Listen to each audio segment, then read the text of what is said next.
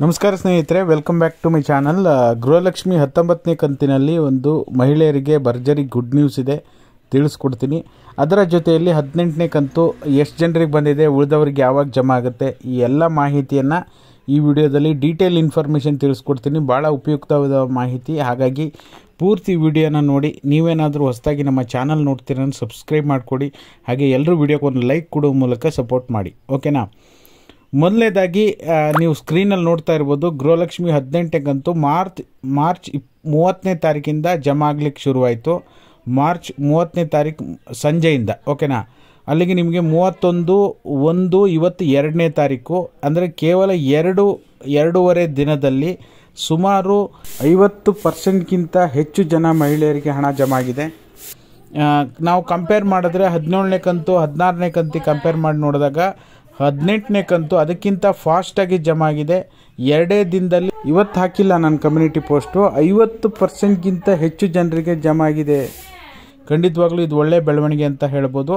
ಇದೇ ರೀತಿ ಮುಂದಿನ ದಿನಗಳಲ್ಲೂ ಕೂಡ ಜಮಾ ಆಗ್ತಾ ಹೋದರೆ ನಿಮಗೆ ಒಂದು ದಿನಾಂಕವನ್ನು ಫಿಕ್ಸ್ ಮಾಡಿ ಸರ್ಕಾರ ಏನಾದರೂ ಹಣ ಬಿಡುಗಡೆ, ಅಂದರೆ ಈಗ ಉದಾಹರಣೆ ಹೇಳಬೇಕು ಅಂದರೆ PM ಕಿಸಾನ್ ಯೋಜನೆ ಹಣ ಯಾವ ರೀತಿ ದಿನಾಂಕ ಫಿಕ್ಸ್ ಮಾಡಿ ಜಮಾ ಮಾಡ್ತಾರಲ್ಲ, ಆ ರೀತಿ ಏನಾದರೂ ಗೃಹಲಕ್ಷ್ಮಿ ಮುಂದಿನ ದಿನಗಳಲ್ಲಿ ಹಣ ಡೇಟನ್ನು ಫಿಕ್ಸ್ ಮಾಡಿ ಜಮಾ ಮಾಡೋಕ್ಕೆ ಶುರು ಮಾಡಿದ್ರೆ 2 ರಿಂದ 3 ದಿನದಲ್ಲಿ 90%ಗಿಂತ ಹೆಚ್ಚು ಜನರಿಗೆ ಜಮಾ ಆಗುವಂಥ ಸಾಧ್ಯತೆ ಇದೆ. ಅದರ ಜೊತೆಯಲ್ಲಿ ಇನ್ನೊಂದು ಬಹಳ ಮುಖ್ಯವಾದ ವಿಚಾರ ಅಂದರೆ 18ನೇ ಕಂತು ಬಿಡುಗಡೆ ಆಗುವ ಸಂದರ್ಭದಲ್ಲಿ ಯಾರ್ಯಾರಿಗೆ 17ನೇ ಕಂತು 16ನೇ ಕಂತು ಬರೋದು ಬಾಕಿ ಇತ್ತು, ಆ ಹಣ ಕೂಡ ರಿಲೀಸ್ ಮಾಡ್ತಾ ಇದ್ದಾರೆ, ಓಕೆನಾ. ಸುಮಾರು ನಿಮಗೆ 18ನೇ ಕಂತು ಅಂದರೆ 18 36,000 ರೂಪಾಯಿ ಒಬ್ಬೊಬ್ಬ ಮಹಿಳೆಯರಿಗೆ, ಅದರಲ್ಲೂ ಕೂಡ BPL ಮತ್ತು APL ಕಾರ್ಡ್ ಇರೋರಿಗೂ ಕೂಡ ಹಣ ಬಿಡುಗಡೆ ಮಾಡ್ತಾ ಇದ್ದಾರೆ. ಅಂದರೆ ಖಂಡಿತವಾಗ್ಲೂ ಇದು ಒಂದು ಒಳ್ಳೆಯ ಯೋಜನೆ, ಮಹತ್ವಾಕಾಂಕ್ಷಿ ಯೋಜನೆ ಅಂತಲೇ ಹೇಳ್ಬೋದು. ಹಾಗಾಗಿ ಎಲ್ಲೋ ಒಂದು ಕಡೆ ಕಾಂಗ್ರೆಸ್ ಬೇರೆ ಬೇರೆ ಎಲ್ಲ ಗ್ಯಾರಂಟಿಗಳನ್ನು ಮಾಡಿಕೊಂಡು ಸ್ವಲ್ಪ ಹೊರೆಯಾಗಿದೆ ಹೊರತು, ಗೃಹಲಕ್ಷ್ಮಿ ಥರ ಒಂದೇ ಯೋಜನೆ ಮತ್ತು ಬೇರೆ ಸಣ್ಣ ಪುಟ್ಟ ವಯಸ್ಸಾದವರಿಗೆ ಬಸ್ ಸಂಚಾರ ಈ ರೀತಿ ಮಾಡಿದರೆ ಭಾಳ ಚೆನ್ನಾಗಿರ್ತಾಯಿತ್ತು. ಬಡ್ಜೆಟ್ಟು ಕೂಡ ಮೇಂಟೈನ್ ಮಾಡಲಿಕ್ಕೆ ಸರ್ಕಾರಕ್ಕೆ ಅನುಕೂಲ ಆಗ್ತಿತ್ತು ಅನ್ನೋದು ನನ್ನ ಅಭಿಪ್ರಾಯ.